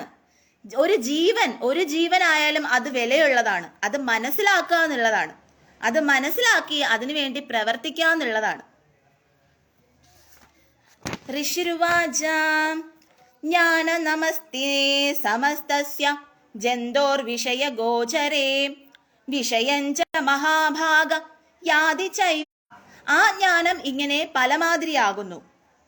മൂഢത്വം സംബന്ധിക്കാത്ത, ഹരേ കൃഷ്ണ, ജയ് ശ്രീ രാധേ രാധേ. മൂഢത്വം സംബന്ധിക്കാത്ത വിശേഷജ്ഞാനം രാജാവിനും വൈശ്യനും ഇല്ല എന്ന് ഋഷി പറയുന്നു. വിഷയം ഗോചരം എന്ന 2 പദത്തിനും ഒരർത്ഥം തന്നെ. ജ്ഞാനം ശബ്ദാദി വിഷയങ്ങളെ സംബന്ധിച്ചും ശബ്ദാദി വിഷയങ്ങൾ ജ്ഞാനത്തെ സംബന്ധിച്ചും ആകുന്നു ഉണ്ടാകുന്നത്. ഭവാൻ അഭിപ്രായപ്പെട്ട ജ്ഞാനം കേവലം വിഷയജ്ഞാനമാകുന്നു. അതുകൊണ്ട് നിർമോഹത്വം ഉണ്ടാവുകയില്ല. വിശേഷജ്ഞാനം കൊണ്ടുണ്ടാകുന്ന നിർമോഹത്വം സിദ്ധിക്കുന്നത് വിഷയജ്ഞാനം സകല പ്രാണികൾക്കുമുണ്ട്. അവയ്ക്കെല്ലാം നിർമോഹത്വമില്ല. വിഷയജ്ഞാനമാകട്ടെ ഭിന്ന സ്വഭാവമായിട്ട് ഇത് പശു, ഇത് ബ്രാഹ്മണൻ, ഇത് ആദിഭേദേന വെവ്വേറെയുള്ളതാകുന്നു. ശബ്ദ സ്പർശാദി വിഷയങ്ങളും വെവ്വേറെ ഉള്ളത് തന്നെ. ഇങ്ങനെ ഭിന്നമായിരിക്കുന്ന വിഷയജ്ഞാനത്തിന് നിർമോഹത്വം ഉണ്ടാവുകയില്ല. കോ മോഹ കാഹ ശോക ഏകത്വമനുപശ്യതഃ എന്ന് ഏകത്വത്തെ കാണുന്ന അഭേദ ജ്ഞാനത്തിന് മാത്രമേ നിർമോഹത്വമുള്ളൂ. ഇവിടെ വിവക്ഷിച്ചിരിക്കുന്നത് മോക്ഷേ ധീർ ജ്ഞാനം എന്ന ജ്ഞാനമല്ല, ശബ്ദാദിവിഷയ ഗോചരമായി അതാതിന്ദ്രിയങ്ങളിൽ നിന്നുണ്ടാകുന്ന ജ്ഞാനമാകുന്നു. രാജവൈശ്യന്മാർക്ക് അത്രമാത്രം ജ്ഞാനമേയുള്ളൂ എന്ന് താല്പര്യം. അല്ലയോ മഹാഭാഗനായ രാജാവേ, ഇതുപോലെ വിഷയവൃത്തികളും വെവ്വേറെ ഭിന്നങ്ങളായിട്ട് ഇന്ദ്രിയങ്ങൾ വിഷയം പ്രസരിക്കുന്നു. രാജാവിന്റെ ചോദ്യത്തെക്കുറിച്ച് ഈ ജ്ഞാനത്തിന് നിർമോഹത്വം ഉണ്ടാവുകയില്ല. അങ്ങനെയാണെങ്കിൽ വിഷയജ്ഞാനമുള്ള എല്ലാ പ്രാണികൾക്കും നിർമോഹത്വം സിദ്ധിക്കേണ്ടതാണ് എന്നുള്ള അഭിപ്രായത്തോടു കൂടി ഋഷി പറയുന്നു, ആഹാര നിദ്രാഭയ മൈഥുനാദി വിഷയജ്ഞാനം സകല പ്രാണികൾക്കും ഉണ്ട്. ആ ജ്ഞാനം കൊണ്ട് മോഹത്തെ നിവർത്തിക്കുന്നതിന് കഴിയുകയില്ല. ഇത് വിഷയഭേദം നിമിത്തം ഒരു വിധത്തിലും ഉള്ളതല്ല. വിഷയാച്ച എന്നും ജാതി ചൈവം എന്നും പാഠഭേദമുണ്ട്. ജാതി ചൈവം എന്ന പാഠത്തിന് വിഷയം പോലെ മനുഷ്യത്യാദി ജാതിയും വേറെ വേറെ ആകുന്നു എന്നർത്ഥം. അപ്പോ മനുഷ്യനായിട്ട് ഈ ഭൂമിയിൽ ജനിച്ചു കഴിഞ്ഞാൽ നമുക്ക് പലതരത്തിലുള്ള വിഷയങ്ങൾ ഉണ്ടാവും, പലതരത്തിലുള്ള പ്രശ്നങ്ങൾ ഉണ്ടാവും. അപ്പോൾ തീർച്ചയായും നമ്മുടെ മനസ്സിലെ വിഷമം ഉണ്ടാകും, സങ്കടമുണ്ടാകും, നമുക്ക് പലതരത്തിലുള്ള വികാരങ്ങൾ ഉണ്ടാവും. അത് സ്വാഭാവികമാണ്. മനുഷ്യനായിട്ട് നമ്മൾ ജനിക്കുകയാണെന്നുണ്ടെങ്കിൽ നമുക്ക് ഇത്തരത്തിലുള്ള വികാരങ്ങളെ, ഈ ഭയത്തെ ഒക്കെ നമുക്ക് മാറ്റുക എന്ന് കഴിയുന്നത് വളരെ പ്രയാസമുള്ള കാര്യമാണ്. അതുകൊണ്ട് ഒരു പ്രകൃതി ദുരന്തം ഉണ്ടായാൽ പോലും നമുക്കതിൽ മരണപ്പെടേണ്ടി വരുന്നു. അത് മരണപ്പെടേണ്ട ആ സമയമാകുമ്പോൾ നമുക്ക് മരണപ്പെട്ടേ പറ്റുകയുള്ളൂ എന്ന അവസ്ഥയാണ്. അപ്പം എന്താണ് നമ്മൾ ചെയ്യേണ്ടത്? ആ മരണം ഇല്ലാതാക്കാൻ വേണ്ടിയിട്ട്, ആ പ്രകൃതിക്ഷോഭം ഇല്ലാതാക്കാൻ വേണ്ടിയിട്ടായിരിക്കണം നമ്മൾ ഓരോരുത്തരും ശ്രമിക്കേണ്ടത്. അതിനു വേണ്ടിയിട്ടായിരിക്കണം അധികാരികൾ വരെ മുന്നിട്ട് ഇറങ്ങേണ്ടത്. അതാണ് ഇവിടെ പറയുന്നത്. അപ്പം മനുഷ്യനായിട്ട് ജനിച്ചു കഴിഞ്ഞാൽ പല വിധത്തിലുള്ള പ്രശ്നങ്ങൾ ഉണ്ടാവും. അപ്പൊ ആ പ്രശ്നങ്ങളിൽ നിന്ന് നമുക്ക് പലതരത്തിലുള്ള വികാരങ്ങൾ ഉണ്ടാവും. നമ്മൾ പ്രതികരിക്കണം. അപ്പോൾ നമുക്ക് അതിൽ പ്രതികരിക്കാൻ മാത്രമല്ല, അതിനെതിരെ നമുക്ക് ആ ഒരു പ്രക്ഷോഭം ഉണ്ടാവാതിരിക്കാൻ, അല്ലെങ്കിൽ ആ ഒരു പ്രകൃതിക്ഷോഭങ്ങൾ ഉണ്ടാവാതിരിക്കാൻ വേണ്ടിയിട്ടുള്ള കരുതൽ നമ്മൾ ചെയ്യണം. അങ്ങനെ ചെയ്താൽ മാത്രമേ നമുക്ക് ഈ മനുഷ്യരാശി നിലനിർത്തിക്കൊണ്ട് പോവാൻ കഴിയുകയുള്ളൂ എന്നാണ് ഇവിടെ പറയുന്നത്. അതാണ് ഇതിന്റെ ഒരു അർത്ഥം എന്ന് പറയുന്നത്. ദിവന്താഹ പ്രാണിനാഹ കേചിദ്രാത്രാവന്താസ്തദാ പരേ കേചിദ്ദിവാ തദാ രാത്രൗ പ്രാണിനസ്തുല്യ ദൃഷ്ടയഃ. ചില പ്രാണികൾ പകൽ ഇന്ദ്രിയ ജ്ഞാനവിഹീനങ്ങളും മറ്റു ചിലവ രാത്രിയിൽ ഇന്ദ്രിയ ജ്ഞാനവിഹീനങ്ങളുമാകുന്നു. ചില പ്രാണികൾ അതുപോലെ പകലും രാത്രിയും തുല്യദൃഷ്ടികളാകുന്നു. പകൽ മൂങ്ങ മുതലായവയും രാത്രിയിൽ കലവിംഗം മുതലായവയും അന്തങ്ങളാകുന്നു. പൂച്ച മുതലായവ പകലും രാത്രിയും തുല്യദൃഷ്ടികളാകുന്നു. വേദാന്തികൾ ഇതിനെ യാ നിശാ സർവഭൂതാനാം തസ്യാം ജാഗർത്തി സംയമി എന്ന ഗീത ശ്ലോകാർത്ഥത്തോട് യോജിപ്പിക്കുന്നു. മുൻ ശ്ലോകത്തിൽ വിഷയജ്ഞാനം പലമാതിരിയാണെന്ന് പറഞ്ഞതിനെ ദൃഷ്ടാന്തീകരിക്കുന്നു. മൂങ്ങ മുതലായ ചില പ്രാണികൾ പകൽ ഇന്ദ്രിയ ജ്ഞാനവിഹീനങ്ങളാകുന്നു. കാകൻ മുതലായവ മറ്റു ചിലവ രാത്രിയിൽ അന്തങ്ങളാകുന്നു. അതുപോലെ രാക്ഷസാദികൾ പകലും രാത്രിയും തുല്യദൃഷ്ടികളാണ്. അതുകൊണ്ട് കേവലം ജ്ഞാനത്തിന് മോഹാഭാവം ഉണ്ടാവുകയില്ല എന്നർത്ഥമാകുന്നു. ഉണ്ടാകുമെങ്കിൽ ഇന്ദ്രിയ ജ്ഞാനമുള്ള മൂങ്ങയ്ക്ക് രാത്രിയിലും കാകന് പകലും മോഹമുണ്ടാകരുത്. രാക്ഷസാദികൾക്ക് ഒരിക്കലും ഉണ്ടാകരുത് എന്നാൽ ഉള്ളതായിട്ട് കാണുന്നത്. അതുകൊണ്ട് ഇന്ദ്രിയ ജ്ഞാനം ഉള്ളത് കൊണ്ട് മാത്രം മോഹം നശിക്കുകയില്ല. വാസ്തവ ജ്ഞാനമില്ലെങ്കിൽ മോഹം ഉണ്ടാകുക തന്നെ ചെയ്യും എന്ന് സാരം. അപ്പോൾ ഈ മനുഷ്യരുടെ മോഹത്തെക്കുറിച്ചാണ് പറയുന്നത്. എന്തുകൊണ്ടാണ് ഇപ്പോൾ എന്തെങ്കിലും പ്രശ്നം ഉണ്ടാകുമ്പോൾ അതിനെതിരെ പ്രതികരിക്കുക? അവരുടെ മോഹമാണ്. അവർക്കിത് ചെയ്തു കഴിഞ്ഞാൽ അവർക്ക് എന്താണ് അത് ഇപ്പം തമിഴ്നാട്ടിലുള്ളവർ തന്നെ അവരുടെ മോഹമല്ലേ അത്. അതായത് നമ്മൾ ഈ മുല്ലപ്പെരിയാർ ഡാം ശരിയാക്കുന്നതിന് വേണ്ടിയിട്ട് നമ്മൾ ഹെൽപ്പ് ചെയ്ത് കഴിഞ്ഞാൽ, അതിൽ നമ്മൾ സപ്പോർട്ട് ചെയ്ത് കഴിഞ്ഞാൽ നമ്മുടെ വരുമാനം ഇല്ലാതാകുമോ, നമുക്ക് വെള്ളം കിട്ടാതാകുമോ, ഇങ്ങനെയൊക്കെയുള്ള അവരുടേതായ സ്വാർത്ഥപരമായിട്ടുള്ള മോഹമാണ് അവരെ കൊണ്ട് അതിന് ഇതാക്കാത്തത്. അതുപോലെ തന്നെയാണ് നമുക്കും നമ്മുടെ രാഷ്ട്രീയ പ്രവർത്തകരും അത് തന്നെയായിരിക്കാം. ഇവർക്കിനി അത് കൊടുക്കുകയാണെങ്കിൽ ഇവർക്ക് എക്സ്ട്രാ നമ്മൾ പൈസ കൊടുക്കേണ്ടി വരുമോ, അല്ലെങ്കിൽ എക്സ്ട്രാ നമ്മൾ അതിന് വേണ്ടിയിട്ട് ജലം കൊടുക്കേണ്ടി വരുമോ എന്നുള്ള ഇതായിരിക്കാം. പക്ഷെ ജലം കൊടുക്കും, അത് ഉറപ്പായിട്ടും കൊടുക്കും. അത് കൊടുക്കുന്നതിൽ അവർക്ക് ഇതില്ല. പക്ഷെ ഇത് അവർ തമ്മിലുള്ള നമുക്ക് പ്രശ്നമാവും. അപ്പൊ നമ്മുടേതായ സ്വാർത്ഥ കാര്യങ്ങളുണ്ട്, അതില്ലാതാവും. അപ്പൊ ഇങ്ങനെ പരസ്പരം അങ്ങോട്ടും ഇങ്ങോട്ടും തമ്മിൽ തല്ലിക്കൊണ്ട് നശിപ്പിക്കേണ്ടതല്ല, ഈ ജനങ്ങളുടെ ജീവൻ വെച്ചിട്ടല്ല കളിക്കേണ്ടത്. അപ്പൊ ആ മോഹങ്ങൾ, അങ്ങനെയുള്ള ദുഷിച്ച മോഹങ്ങൾ അവിടെ ഒഴിവാക്കുക എന്നുള്ളതാണ് ഇവിടെ പറയുന്നത്. അങ്ങനെയുള്ള ആ ദുഷിച്ച മോഹങ്ങളെ ഇല്ലാതാക്കിയാൽ മാത്രമേ നമുക്ക് ആ ഒരു പദവിയിലേക്ക് ഉയരാൻ കഴിയുകയുള്ളൂ. ആ ഒരു പദവിയിലേക്ക് ഇരുന്നിട്ടും അതിന് പ്രയോജനമുള്ളൂ എന്നാണ് ഇവിടെ പറയുന്നത്. അതാണ് ഇതിന്റെ അർത്ഥം എന്ന് പറയുന്നത്. അതായത് ദേവീ മഹാത്മ്യത്തിൽ അന്ന് പറഞ്ഞിട്ടുള്ളതും ഇപ്പോൾ നമ്മൾ നടന്നുകൊണ്ടിരിക്കുന്ന സംഭവം വെച്ച് നോക്കിക്കഴിഞ്ഞാൽ ഇതിൽ രണ്ടിലും ഒരേ കാര്യം തന്നെയാണ് പറയുന്നത് എന്ന് നമുക്ക് മനസ്സിലാക്കാൻ കഴിയും. ജ്ഞാനിനോ മനുജാഹ സത്യം കിന്നുദേ നഹി കേവലം യദോ ഹി ജ്ഞാനിനഃ സർവേ പശുപക്ഷി മൃഗാദയഃ. മനുഷ്യർ ജ്ഞാനികളാകുന്നു, സത്യം തന്നെ. എന്നാൽ അവർ മാത്രമല്ല. എന്തുകൊണ്ടെന്നാൽ എല്ലാ പശുപക്ഷി മൃഗാദികളും ജ്ഞാനികൾ തന്നെയാകുന്നു. മനുഷ്യർ കേവലം ശുദ്ധജ്ഞാനികളല്ല, അജ്ഞാനത്തിന് തുല്യമായ ജ്ഞാനത്തോടു കൂടിയവരാകുന്നു.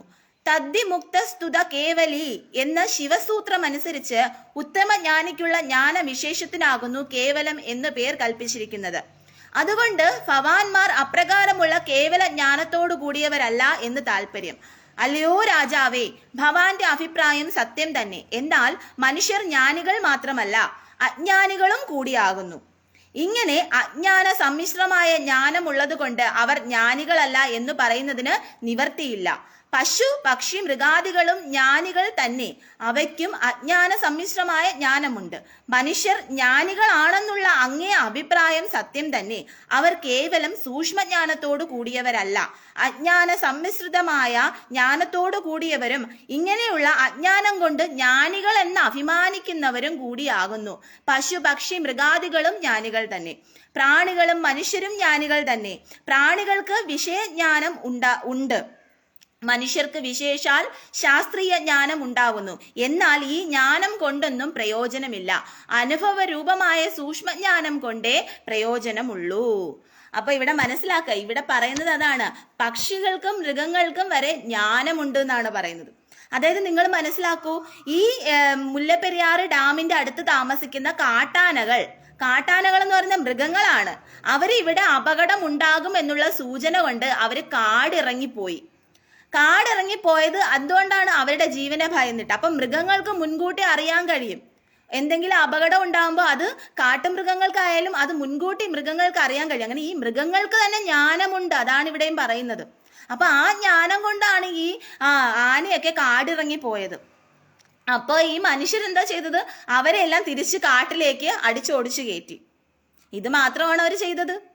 അല്ലാതെ അത് എന്തുകൊണ്ടാണ് ആ മനുഷ്യർക്ക്, ആ മൃഗങ്ങൾക്കുള്ള ജ്ഞാനം പോലും. അപ്പൊ ഇവിടെ പറയുന്നുണ്ട് മനുഷ്യർ അതിനെക്കാട്ടിലും ജ്ഞാനികളാണ്, പക്ഷേ അവർക്കും ചില സമയത്ത് ജ്ഞാനം ഇല്ലാതാകുന്നു, ആ ജ്ഞാനം പ്രയോജനപ്പെടാതാകുന്നു എന്നാണ് പറയുന്നത്. അവരും വെറും ജ്ഞാനമില്ലാത്തവരാകുന്നു. അപ്പോ മനസ്സിലാക്കുക, ഈ മൃഗങ്ങൾക്കുള്ള ജ്ഞാനം പോലും ചില സമയത്ത് മനുഷ്യർക്കില്ല എന്നാണ് ഇവിടെ പറയുന്നത്. അപ്പൊ ആ ജ്ഞാനം ഉണ്ടാകണമെങ്കിൽ എന്ത് വേണം?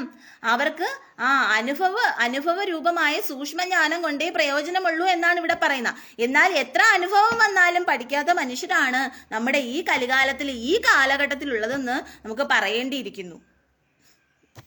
അതായത് അനുഭവം എന്ന് പറഞ്ഞു കഴിഞ്ഞാൽ ഇത് 1 2 അനുഭവം അല്ലല്ലോ. ഇപ്പം തന്നെ നമ്മുടെ വയനാട്ടിൽ ഒരു ഉരുൾപൊട്ടലുണ്ടായി, അതൊരു അനുഭവമാണല്ലോ. എന്നിട്ട് കൂടി പഠിക്കുന്നില്ലല്ലോ ഈ മനുഷ്യർ.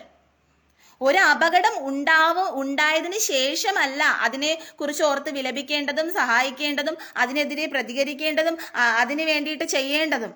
ഒരു ജീവൻ നശിച്ചതിന് ശേഷമല്ല, അത് ആ ജീവൻ നശിക്കാതിരിക്കാൻ അല്ലെങ്കിൽ ആ ഒരു അപകടം ഉണ്ടാവാതിരിക്കാനാണ് മുൻകരുതൽ എടുക്കേണ്ടത്. അത് ഉണ്ടാകുന്നതിന് മുന്നേ ആണ് നമ്മൾ ഇതിനെ സംരക്ഷിക്കേണ്ടത്, ആ ജനങ്ങളെ സംരക്ഷിക്കേണ്ടത്. മനസ്സിലായോ? ജ്ഞാനഞ്ചാതൻ മനുഷ്യാണാം യത്തേഷാം മൃഗപക്ഷിണാം മനുഷ്യാണാഞ്ച ഹത്തേഷാം തുല്യമന്യത്തതോ ഭയോഹാം. മൃഗങ്ങൾക്കും പക്ഷികൾക്കുമുള്ള വിഷയജ്ഞാനം അവയെ പോലെ വിശേഷ ബുദ്ധിയില്ലാത്ത മനുഷ്യർക്കുമുണ്ട്. മനുഷ്യർക്ക് വിശേഷാൽ ശാസ്ത്രീയ ജ്ഞാനം ഉണ്ടാകുന്നത് പോലെ പക്ഷി മൃഗാദികൾക്കും അതാത് ജാതിക്ക് ഉപയോഗമായി നിയമിച്ചിരിക്കുന്ന ജ്ഞാനമുണ്ട്. ആഹാര നിദ്രാഭയ മൈഥുനാദി ജ്ഞാനം മനുഷ്യർക്കും പക്ഷി മൃഗാദികൾക്കും തുല്യമാകുന്നു. വിശേഷജ്ഞാനം വിശിഷ്ട മനുഷ്യർക്ക് മാത്രമേയുള്ളൂ. വിഷയജ്ഞാനം പക്ഷി മൃഗാദികൾക്കുമുണ്ട്. അതുപോലെ തന്നെ ആ വിധത്തിലുള്ള മനുഷ്യർക്കുമുണ്ട്. ആഹാരാദി ശരീര മാത്രോപയോഗ ജ്ഞാനം മനുഷ്യർക്കും പക്ഷി മൃഗാദികൾക്കും തുല്യമാകുന്നു. ആഹാര നിദ്രാഭയമൈതുനഞ്ച സാമാന്യമേതൽ പശുഭിർനരാണാം ജ്ഞാനം നരാണാമധികം വിശേഷോ ജ്ഞാനേനാഹീനഃ പശുഭിഃ സമാനാം. ജ്ഞാനം ന തൻ മനുഷ്യാണാം എന്നും പാഠമുണ്ട്. അതിന് പക്ഷി മൃഗാദികൾക്ക് സ്വഭാവമായി അതാതു ജാതിക്ക് ഉപയോഗത്തിന് നിയമിച്ചിരിക്കുന്ന യാതൊരു ജ്ഞാനമുണ്ടോ ആ ജ്ഞാനം മനുഷ്യർക്കില്ല. മനുഷ്യർക്കും സ്വാഭാവികമായി ശാസ്ത്രജന്യമായിരിക്കുന്ന യാതൊരു ജ്ഞാനമുണ്ടോ അത് പക്ഷി മൃഗാദികൾക്കും ഇല്ല എന്നർത്ഥമാകുന്നു. അതാത് ജാതികൾക്ക് മാത്രം ഉപയോഗപ്പെടുന്ന ജ്ഞാനത്തിൽ നിന്ന് അന്യമായ ആഹാരദിജ്ഞാനം രണ്ടുപേർക്കും തുല്യമാകുന്നു. അപ്പം മനുഷ്യർക്കുള്ള ജ്ഞാനം എന്താണ്? ആഹാരം കഴിക്കാൻ, ഉറങ്ങാൻ, അവരുടെ കുടുംബമായിട്ടുള്ള ജീവിതങ്ങൾ, അങ്ങനെ പല പല ജ്ഞാനങ്ങൾ മനുഷ്യർക്കുണ്ട്. അപ്പം മൃഗങ്ങളെക്കാട്ടിലും ജ്ഞാനമുള്ളവരാണ് മനുഷ്യരെന്ന് പറയുന്നത് അല്ലേ. അപ്പൊ ഇതിനൊക്കെയുള്ള ജ്ഞാനങ്ങൾ ഈ മനുഷ്യർക്കുണ്ടല്ലോ. പക്ഷെ എന്തുകൊണ്ട് സ്വന്തം കണ്ണിൽ കാണുന്ന പ്രശ്നങ്ങൾ പരിഹരിക്കാനുള്ള അല്ലെങ്കിൽ ഈ സ്വന്തം അങ്ങനെയുള്ള ജീവൻ രക്ഷിക്കാൻ വേണ്ടിയിട്ടുള്ളത് മനുഷ്യർ എടുക്കുന്നില്ല മുൻകരുതല്. അപ്പോ ഈ ജ്ഞാനികളായിട്ടുള്ള മനുഷ്യരും അല്പജ്ഞാനികളാണ് എന്നാണ് ഇവിടെ പറയുന്നത്. ഇവിടെ ദേവീ മഹാത്മ്യത്തിൽ അങ്ങനെ ജ്ഞാനികളായിട്ടുള്ള മനുഷ്യരും അല്പജ്ഞാനികളാണ് എന്നാണ് ഇവിടെ പറയുന്നത്. ജ്ഞാനേവപി സതി പശ്യതാൻ പദാംഗാം ചാവ ചക്ഷുഷു കണമോക്ഷധൃതാൻ മോഹാൻ പീഡ്യമാനാനപീഷുതാം. തങ്ങൾ ഭക്ഷിച്ചാലേ വിശപ്പ് തീരൂ എന്നറിവുള്ളവയും വിശപ്പ് കൊണ്ട് പീഡിക്കപ്പെടുന്നവയും മമത നിമിത്തം തങ്ങളുടെ ചെറുപക്ഷികളുടെ ചുണ്ടുകളിൽ ആഹാരാംശങ്ങളെ നിക്ഷേപിക്കുന്നതിൽ ആദരവോടു കൂടിയവയുമായ ഈ പക്ഷികളെ നോക്കൂ. ക്രിയാസാമ്യം കൊണ്ടും സാധാരണ മനുഷ്യരും പക്ഷി മൃഗാദികളും തുല്യമാണെന്ന് പറയുന്നു. ഈ ഭൂമണ്ഡലത്തിൽ പറന്നു നടക്കുന്ന സകല പക്ഷികളും മോഹം ഹേതുവായിട്ട് തങ്ങളുടെ അപത്യങ്ങളായ ചെറുപക്ഷികളുടെ ചുണ്ടുകളിൽ ആഹാരാംശങ്ങളെ നിക്ഷേപിക്കുന്നതിന് പ്രയത്നത്തോടു കൂടിയവയാകുന്നു. ആ പക്ഷികൾ ഭക്ഷിച്ചാൽ വിശപ്പ് തീരും എന്ന അറിവുള്ളവയും വിശപ്പ് കൊണ്ടുള്ള പീഡയോടു കൂടിയവയുമാകുന്നു. നോക്കുക എന്നതിന് ഈ വിഷയജ്ഞാനത്തിന്റെയും മോക്ഷം ഹേതുവായ ജ്ഞാനത്തിന്റെയും വ്യത്യാസത്തെ മനസ്സിലാക്കുകയും എന്ന് താല്പര്യം. അല്ലയോ രാജാവേ, മമത നിമിത്തം തങ്ങളുടെ ശിശുക്കളുടെ ചുണ്ടുകളിൽ ആഹാരാംശങ്ങളെ വെച്ചു കൊടുക്കുകയും വിശപ്പ് കൊണ്ടുള്ള പീഡയോട് കൂടിയവയുമായ ഈ പക്ഷികളെ നോക്കുക. ഈ പക്ഷികൾക്ക് കുഞ്ഞുങ്ങളുടെ ചുണ്ടുകളിൽ നിക്ഷേപിക്കപ്പെട്ട ആഹാരങ്ങളെ തങ്ങൾ തന്നെ ഭക്ഷിക്കുന്ന പക്ഷം നിശ്ചയമായും വിശപ്പ് കൊണ്ടുള്ള ഉപദ്രവം തീരുമെന്ന സ്വാർത്ഥത്തെ അറിയുന്നവയാകുന്നു. എങ്കിലും വിശപ്പ് കൊണ്ടുള്ള ഉപദ്രവത്തെ സഹിച്ചുകൊണ്ട് വാത്സല്യം നിമിത്തം കുഞ്ഞുങ്ങളുടെ ചുണ്ടുകളിൽ തന്നെ ആഹാരാംശങ്ങളെ നിക്ഷേപിക്കുന്നു. അപ്പൊ ആ പക്ഷികൾക്കുള്ള അറിവ് പോലും ഇപ്പോഴുള്ള മനുഷ്യർക്കില്ല. പക്ഷികൾക്കുള്ള ആ അറിവ് പോലും പക്ഷികൾക്കുള്ള ആ സഹതാപം പോലും ഇപ്പോഴുള്ള മനുഷ്യർക്ക് ആ സഹതാപമോ സ്നേഹമോ അല്ലെങ്കിൽ മനുഷ്യരുടെ ജീവന് ഒരല്പം പോലും വില കൽപ്പിക്കുകയോ അങ്ങനെയുള്ള ഒന്നും തന്നെ ഇപ്പോഴുള്ള മനുഷ്യർക്കില്ല എന്ന് തന്നെ നമുക്ക് പറയാം. അപ്പോൾ സ്വന്തം കുഞ്ഞുങ്ങളുടെ വിശപ്പകറ്റാൻ വേണ്ടിയിട്ട് പക്ഷികൾ ആ കുഞ്ഞുങ്ങളുടെ വായിലേക്ക് ഭക്ഷണം വെച്ച് കൊടുക്കുന്നുണ്ട്. അതുപോലെ തന്നെയാണ് നമ്മുടെ മക്കൾക്കും നമ്മൾ ആഹാരം കൊടുക്കുന്നുണ്ടല്ലേ. അതെന്തുകൊണ്ടാണ്? ആ സ്നേഹമുള്ളത് കൊണ്ടാണ്, ആ മാതൃസ്നേഹം, ആ മാതൃവാത്സല്യം ഉള്ളത് കൊണ്ടാണ് നമ്മൾ അങ്ങനെ ചെയ്യുന്നത്. അപ്പൊ ആ സ്നേഹം, കരുണ, ഒരു മനുഷ്യന്റെ ജീവനുള്ള വില, ഇത് നമ്മൾ മനസ്സിലാക്കുക. ഈ 3.5 കോടി ജനങ്ങളുടെ ജീവനും വിലയുള്ളതാണ്. ആ 3.5 കോടി ജനങ്ങളെ നമുക്ക് രക്ഷിക്കേണ്ടതാണ്. അപ്പൊ ആ രക്ഷിക്കാൻ വേണ്ടിയിട്ട് ഈ അധികാരികൾക്ക് എന്താണ് ഉണ്ടാവേണ്ടത്? ഈ തമിഴ്നാട്ടിലുള്ളവർക്ക് എന്താണ് ഉണ്ടാവേണ്ടത്? ആ മനസ്സില് ആ ദയ ഉണ്ടാവണം, കരുണ ഉണ്ടാവണം, അവരെ രക്ഷിക്കണം എന്നുള്ള ആ ഒരു മനോഭാവം ഉണ്ടാവണം. അതാണ് ഉണ്ടാവേണ്ടത്.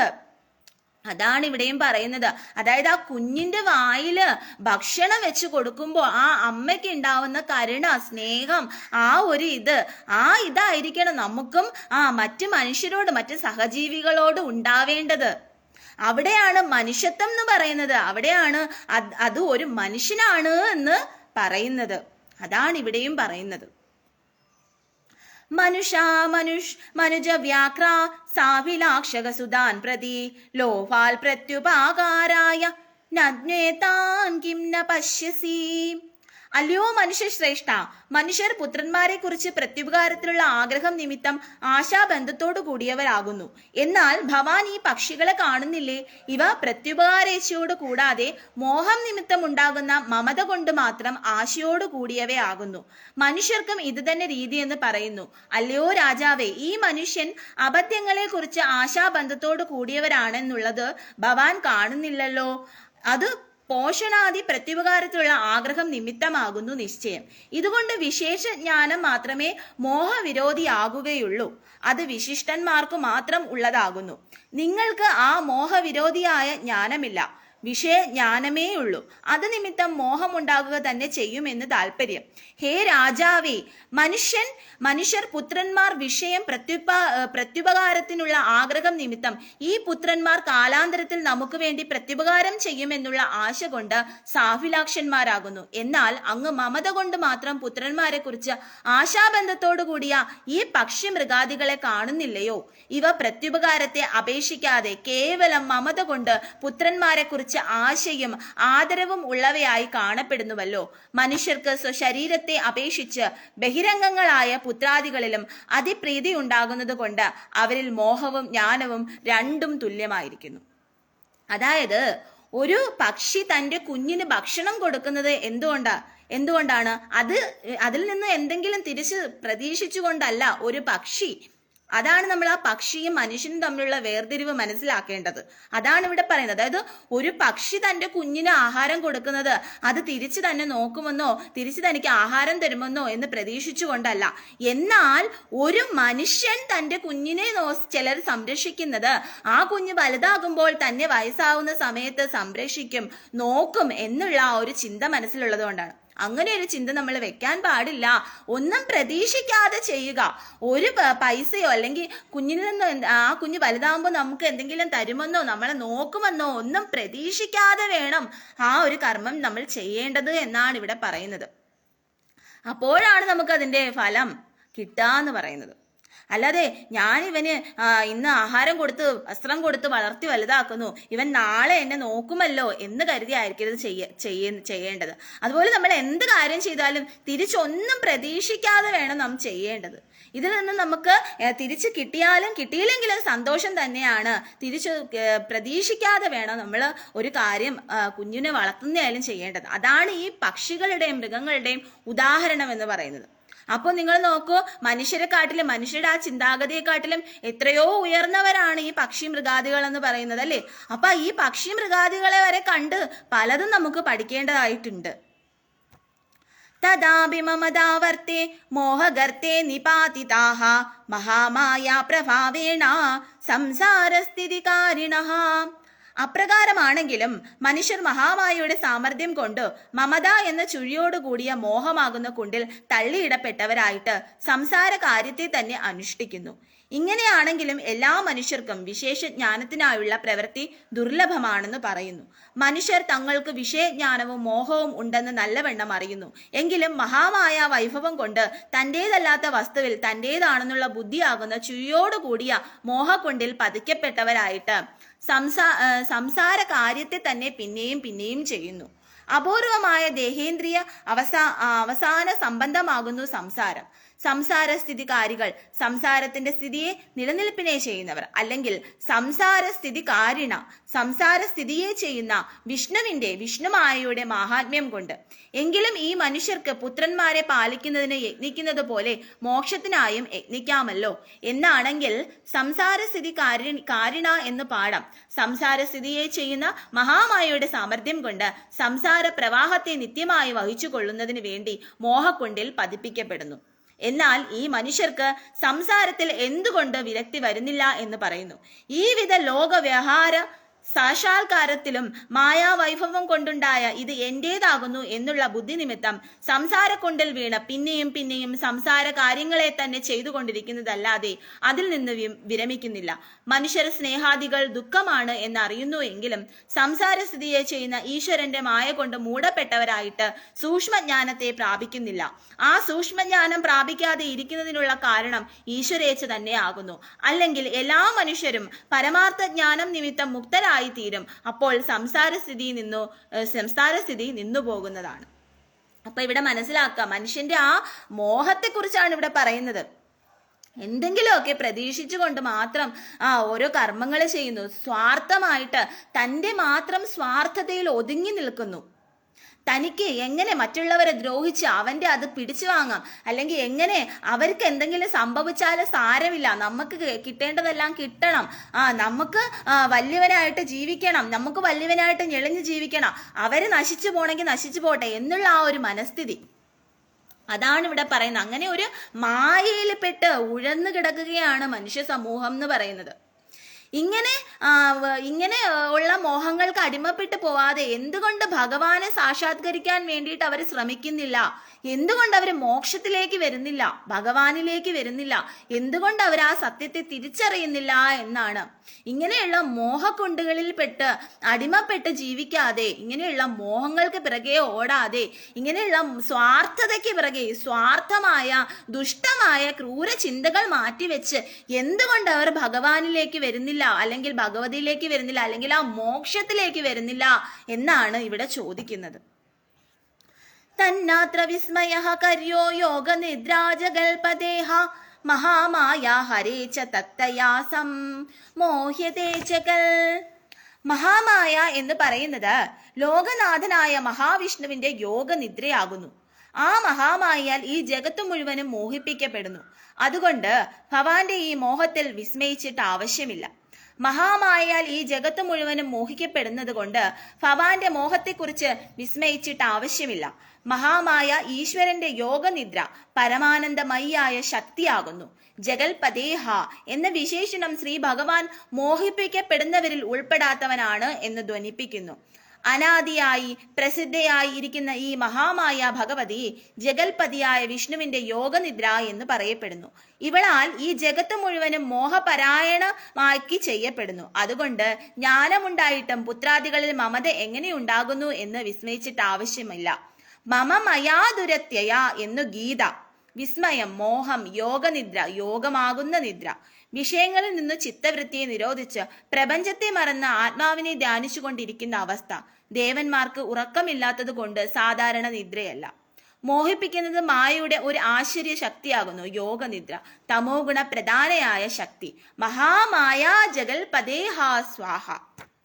അപ്പോ ഈ മഹാമായയാണ് നമ്മളെ മോഹിപ്പിക്കുന്നത്. അതായത് എന്താണ്, ചില അധികാരത്തിലിരിക്കുന്നവര് ഈ ലോകത്ത് ഇത്രയും വലിയ പ്രശ്നങ്ങൾ നടക്കുന്നു, ഈ ലോകത്തിൽ ഇത്രയും ജനങ്ങൾ മരിക്കാനായിട്ട് പോകുന്നു, ഈ ലോകത്തിൽ ഇനിയും ഓരോ ഉരുൾപൊട്ടലുകൾ ഉണ്ടാകുന്നു, ഓരോ പ്രശ്നങ്ങൾ ഉണ്ടാവുന്നു, അതൊക്കെ കണ്ടിട്ടും ഒരല്പം പോലും കരുണയില്ലാതെ ആ സഹജീവികളോട് ഒരല്പം പോലും തനിക്കും നാളെ ഇത് സംഭവിക്കാം എന്നുള്ള ആ സത്യം മനസ്സിലാക്കാതെ വെറുതെ ടിവിയും കണ്ട് AC-യും ഇട്ട് കുളിർന്ന് ഇങ്ങനെ ഇരിക്കുകയാണ്. അധികാരത്തിലുള്ളവർ വരെ അവരുടെ കുടുംബാംഗങ്ങളോടൊപ്പം അവരുടെ ആ ചെറിയ ഇതില് ആ ചുറ്റുവട്ടത്തില് അവരിങ്ങനെ സുഖലോലുപരായിട്ട് ഇങ്ങനെ ഇരിക്കുകയാണ്. ഇവിടെ പാവപ്പെട്ട ജനങ്ങള് രാത്രി ഉറങ്ങാൻ നിവർത്തിയില്ല, അവര് പ്രക്ഷോഭങ്ങളായിട്ട് ഇറങ്ങുന്നു, അവര് അതിനു വേണ്ടി പ്രവർത്തിക്കുന്നു, അവരിത് ശരിയാക്കൂ എന്ന് പറഞ്ഞ് മുറവിളി കൂട്ടുന്നു, അത് ചെയ്യുന്നു, ഇത് ചെയ്യുന്നു. ജനങ്ങൾ അവരുടെ കുഞ്ഞുങ്ങളെ ഓർത്ത് വിഷമിക്കുന്നു, അവരുടെ സഹോദരങ്ങളെ ഓർത്ത് വിഷമിക്കുന്നു, അവരുടെ മക്കളെ ഓർത്ത് വിഷമിക്കുന്നു, ഭാര്യയെ ഓർത്ത് ഭർത്താവ് വിഷമിക്കുന്നു, ഭർത്താവിനെ ഓർത്ത് ഭാര്യ വിഷമിക്കുന്നു. അങ്ങനെ അവരവിടെ നെഞ്ചു പൊട്ടി ഹൃദയം പൊട്ടി മരിക്കുമ്പോൾ ഇവിടെ ഇത് ശരിയാക്കാൻ അധികാരപ്പെട്ട അധികാരികൾ ആ മോഹമായയിൽപ്പെട്ട് ആ മായയിൽപ്പെട്ട് അവരവിടെ AC ഇട്ട് കാറ്റും കൊണ്ട് ടിവിയും കണ്ട് അവരുടേതായ ലോകത്ത് പല ലോകങ്ങൾ ചുറ്റി സഞ്ചരിച്ച് പണങ്ങൾ ദൂർത്തഴിച്ച് ഇങ്ങനെ ജീവിക്കുകയാണ്. അതുപോലെ തമിഴ്നാട്ടിലുള്ള ക്രൂരന്മാര് അവരുടെ സ്വാർത്ഥപരമായിട്ടുള്ള ക്രൂരതയിൽപ്പെട്ട് ഇത്രയും ജനങ്ങളുടെ ജീവനല്ല വലുത്, അതൊന്നും അവർക്കൊരു പ്രശ്നമല്ല എന്ന് കരുതിയിട്ട് എന്ത് ചെയ്യുകയാണ്, അവിടെ അവരുടെ ഫാമുകളിൽ പോയി സന്തോഷിച്ച് ഈ വരുന്ന വെള്ളങ്ങളെല്ലാം അവര് മരിക്കുമ്പോൾ തലയിൽ ചുമന്നുകൊണ്ട് പോകുമോ അവര്? അതാണ് എൻ്റെ ചോദ്യം. അപ്പൊ അവരും പൊട്ടിച്ചാവും, അവരും മരിക്കും, അവരും മരണപ്പെടാതെ ഒന്നും ഇരിക്കില്ലല്ലോ. കേരളം മാത്രമായിരിക്കില്ല പോവാ. അപ്പം ഈ കേരളത്തിലുള്ള ജനങ്ങളുടെ ജീവനല്ലേ നഷ്ടപ്പെടൂ? തനിക്ക് തന്നെ സ്വത്താണ്, പണമാണ് വലുത് എന്ന് പറഞ്ഞ് ഈ ആ മഹാമായ തന്നെ കൊടുത്ത ആ പണം, അല്ലെങ്കിൽ ആ ലക്ഷ്മി ദേവി തന്നെ കൊടുത്ത ആ പണം അവര് കൂട്ടി വെച്ചിട്ട് ഇനിയും തങ്ങൾ ഇതിന് സമ്മതിച്ചില്ല എന്നുണ്ടെങ്കിൽ തന്റെ പണം പോവുമല്ലോ എന്ന് ഓർത്ത് ആ ശിവഭഗവാനെ അവര് പൂജിക്കുന്ന ആ ശിവഭഗവാനെ മറന്ന്, ആ ദേവിയെ മറന്ന്, ഇത്രയും ജനങ്ങളുടെ ജീവനെ മറന്ന് അവരും അവിടെ അവരുടെ സ്വാർത്ഥമായ ക്രൂരമായ മനസ്സുകൊണ്ട് ജീവിക്കുകയാണ്. അങ്ങനെ അവരും ആ മോഹമായയിൽ പെട്ട് ഉഴറുകയാണ്, മോഹമായയിൽ പെട്ട് കിടക്കുകയാണ് ആ ക്രൂരന്മാർ. അപ്പൊ ഇതാണ് നമുക്ക് ഇപ്പോഴും സംഭവിച്ചുകൊണ്ടിരിക്കുന്നത്. ഇത് തന്നെയാണ് നമ്മുടെ ദേവീ മഹാത്മ്യത്തിലും അന്നേ ഈ വർഷങ്ങൾക്ക് ദശലക്ഷക്കണക്കിന് വർഷങ്ങൾക്ക് മുമ്പ് ഈ ദേവീ മഹാത്മ്യത്തിലും ദേവി പറഞ്ഞിട്ടുള്ളത്. ദേവിയായിട്ട് വന്ന് അവതരിച്ച ശങ്കരാചാര്യർ, ദേവിയായിട്ട് വന്ന് അവതരിച്ച കണ്ടിയൂർ മഹാദേവ ശാസ്ത്രികള് ഈ ദേവീ മഹാത്മ്യത്തിൽ നമുക്ക് അക്കമിട്ട് എഴുതി തന്നിട്ടുള്ളത്. അപ്പൊ അങ്ങനെയുള്ള അല്പജ്ഞാനികളായ ഈ മനുഷ്യര് മോഹമായയിൽപ്പെട്ട് തങ്ങളുടെ വെറും സ്വാർത്ഥപരമായ കാര്യങ്ങൾക്ക് വേണ്ടിയിട്ട് സ്വാർത്ഥതയിൽ പെട്ട് കിടക്കുകയാണ് എന്നാണ് ഇതിൽ നിന്ന് നമുക്ക് മനസ്സിലാക്കി തരുന്നത്. ജ്ഞാനാനി നാമപി ചേതാംസി ദേവീ ഭഗവതി ഹിസാ ബലാദാകൃഷ്യ മോഹായ മഹാമായ പ്രയച്ഛതി. ആ പ്രസിദ്ധയായി ഐശ്വര്യാദി ഗുണപൂർണയായിരിക്കുന്ന ആ മഹാമായ ദേവി വിശേഷ ജ്ഞാനത്തോടു കൂടിയവരുടെയും അന്ധകരണങ്ങളെ പിടിച്ചു വലിച്ച് സാംസ്കാരികമായ മമതയോട് കൂടിയതാക്കി ചെയ്യുന്നു. സൂക്ഷ്മജ്ഞാനികളുടെയും എന്ന് പറഞ്ഞപ്പോൾ മറ്റുള്ളവരുടെ കഥ പറയണമെന്നില്ലല്ലോ. പ്രവൃത്തി മാർഗത്തിൽ ഇരിക്കുന്നവരെ മാത്രമല്ല ജ്ഞാനികളെയും മോഹിപ്പിക്കുന്നു എന്ന് പറയുന്നു. വിശേഷ ജ്ഞാനത്തോടു കൂടിയവരുടെ അന്ധകരണങ്ങളെ ആ പ്രസിദ്ധമായ മഹാമായ ഭഗവതി ആചിന്യ മഹിമാവായ ദേവി സ്വശക്തി കൊണ്ട് വിവേകത്തിൽ നിന്ന് തിരിച്ച് മോഹാനുകൂല്യങ്ങളാക്കി ചെയ്യുന്നു. പിന്നെ അങ്ങെപ്പോലുള്ളവരുടെ കഥ എന്താണ്? മഹാമായയുടെ പ്രാധാന്യത്തെ പറയുന്നു. അനാദിയായി പ്രസിദ്ധയായി ഐശ്വര്യാദി ഗുണപൂർണയായിരിക്കുന്ന വൈഷ്ണവിയായ മഹാമായ ദേവി അദ്വൈത ജ്ഞാനികളുടെയും ചേതസ്സുകളെ ബലാൽ ആകർഷിച്ചു സാംസ്കാരികമായ മമതയ്ക്കായി ദാനം ചെയ്യുന്നു. ചിത്തങ്ങളെ മമതാദികളാക്കി ചെയ്യുന്നു എന്ന് താല്പര്യം. സൗല്യ സാമർഥ്യ സൈന്യേഷു ബലം എന്ന് മഹാമായ ഭഗവതി ഹി സാ സ്വാഹ തയാ വിസൃജ്യതേ വിശ്വം ത്രൈലോക്യം സചരാചരം സൈഷ പ്രസന്ന വരദ നൃണാം ഭഗവതി മുക്തയേ. ആ ദേവിയാൽ സമസ്തമായ ചരാചരങ്ങളോട് കൂടിയ 3 ലോകവും സൃഷ്ടിക്കപ്പെടുന്നു. ബന്ധകാരണയാണെങ്കിലും ഈ ദേവി പ്രസന്നയായാൽ മനുഷ്യർക്ക് മോക്ഷത്തിനായിട്ട് വരത്തെ ദാനം ചെയ്യുന്നവളായി ഭവിക്കുന്നു. ആ ദേവിയാൽ ചരാചരം മുഴുവനും സൃഷ്ടിക്കപ്പെടുന്നു. അവളാൽ തന്നെ അവിസൃജ്യതയെ രക്ഷിക്കപ്പെടുകയും ചെയ്യുന്നു. വരതയായ ആ ദേവി ഭക്തന്മാർക്ക് ഉപാസന കൊണ്ട് പ്രസന്നയായാൽ മുക്തിക്കായി ഭവിക്കുന്നു. ദേവി പ്രസന്നയായാൽ മോക്ഷം തന്നെ എന്ന് താല്പര്യം. മുക്തി ദുർലഭമല്ല. മോഹകാരിണിയാണെങ്കിലും ആ ദേവി ഉപാസനാദികളെ കൊണ്ടും നിത്യകർമാദികളെ കൊണ്ടും പ്രസന്നയായിട്ട് മോക്ഷത്തിന് വരതയായി ഭവിക്കുന്നു. സർവം ശ്രീ ജഗദംബാർപ്പണമസ്തു. അപ്പോ നമുക്ക് ആ മഹാമായ ദേവിയോട് തന്നെ പ്രാർത്ഥിക്കാം. നമുക്ക് ആ മഹാമായ ദേവി തന്നെ കനിയണം. നമുക്ക് ഇങ്ങനെയുള്ള ദുഷ്ടരുടെ ഈ മായ അകർന്നിട്ട് അവര് കണ്ണു തുറന്നിട്ട് ഈ സത്യത്തിലേക്ക് ഇറങ്ങി വരാൻ വേണ്ടിയിട്ട് നമുക്ക് ആ മഹാമായ ദേവിയോട് തന്നെ പ്രാർത്ഥിക്കാം. ആ മഹാമായ ദേവി തന്നെ വിചാരിക്കണം ഇങ്ങനെയുള്ള ഈ ദുഷ്ടന്മാരുടെ ഇങ്ങനെയുള്ള സ്വാർത്ഥതകൾ മാറി അവരെ ഈ സത്യത്തെ മനസ്സിലാക്കിയിട്ട് ഇത്രയും 3.5 കോടി ജനങ്ങളെ രക്ഷിക്കാൻ വേണ്ടിയിട്ട് നമുക്ക് ആ ദേവിയോട് മനസ്സുരുക്കി നമുക്ക് പ്രാർത്ഥിക്കാം. കാരണം ഈ മുല്ലപ്പെരിയാർ ഡാം നിർമ്മിച്ചപ്പോൾ 50 വർഷം വരെ മാത്രമേ ഈ ഡാമിന് ആയുസുള്ളൂ എന്ന് പറഞ്ഞു ഇത് നിർമ്മിച്ച വ്യക്തി. ഇപ്പോ 50 വർഷമല്ല 108 വർഷങ്ങൾക്ക് അപ്പുറമായിരിക്കുന്നു. അപ്പോൾ നിങ്ങൾ മനസ്സിലാക്കുക, അതും ഇപ്പോ ആ ദേവി തന്നെയാണ്, ആ പ്രപഞ്ച ശക്തി തന്നെയാണ്, ആ ഭഗവാൻ നാരായണൻ അഖിലാണ്ട കോടി ബ്രഹ്മാണ്ട നായകൻ തന്നെയാണ് അതിപ്പോഴും സംരക്ഷിച്ചു നിർത്തുന്നത്. ആ ശിവഭഗവാൻ തന്നെയാണ്, ആ പ്രപഞ്ചനാഥനായ ശിവഭഗവാൻ തന്നെയാണ്, ആ ഈശോ തന്നെയാണ്, ആ അല്ലാ തന്നെയാണ്, നമ്മൾ വിശ്വസിക്കുന്ന ആ ദൈവം തന്നെയാണ്, ആ പ്രപഞ്ച ശക്തി തന്നെയാണ് ഇപ്പോഴും ആ മുല്ലപ്പെരിയാർ ഡാം പൊട്ടാതെ നമ്മളെ പിടിച്ച് സംരക്ഷിച്ചുകൊണ്ടിരിക്കുന്നത്. ഇത് എത്ര നാൾ അങ്ങനെ സംരക്ഷിച്ചു കൊണ്ട് നിർത്താൻ കഴിയുമെന്നറിയില്ല, അത്രയ്ക്കും ശോചനാവസ്ഥയായിട്ടുണ്ട്. അപ്പോ നമുക്ക് ആ മഹാമായ ദേവിയോട് തന്നെ പ്രാർത്ഥിക്കാം. ഇങ്ങനെയുള്ള ഈ മൂഢന്മാരായിട്ടുള്ള ദുഷ്ടന്മാരായിട്ടുള്ള അധികാരികളുടെയും തമിഴരുടെയും ഒക്കെ മനസ്സ്, ആ തമിഴ് മന്ത്രിമാരുടെ ഒക്കെ മനസ്സ് മാറ്റി, അങ്ങനെ അവരുടെ സ്വാർത്ഥതകളെല്ലാം മാറ്റി ഇത്രയും ഈ 3.5 കോടി ജനങ്ങളെ രക്ഷിക്കാൻ വേണ്ടിയിട്ട് അമ്മേ മഹാമായെ അവരുടെ ഈ മോഹത്തെ ഇല്ലാതാക്കണമേ എന്ന് നമുക്ക് മനസ്സുരുകി പ്രാർത്ഥിച്ചുകൊണ്ട് നമുക്ക് ദേവിയുടെ പാദങ്ങളിൽ ഈ ഈ മഹാത്മ്യം, ദേവി മഹാത്മ്യത്തിന്റെ സപ്തശതി ഈ ഭാഗം നമുക്ക് ഇന്ന് സമർപ്പിക്കാം. സർവം ശ്രീ ജഗദംബാർപ്പണമസ്തു.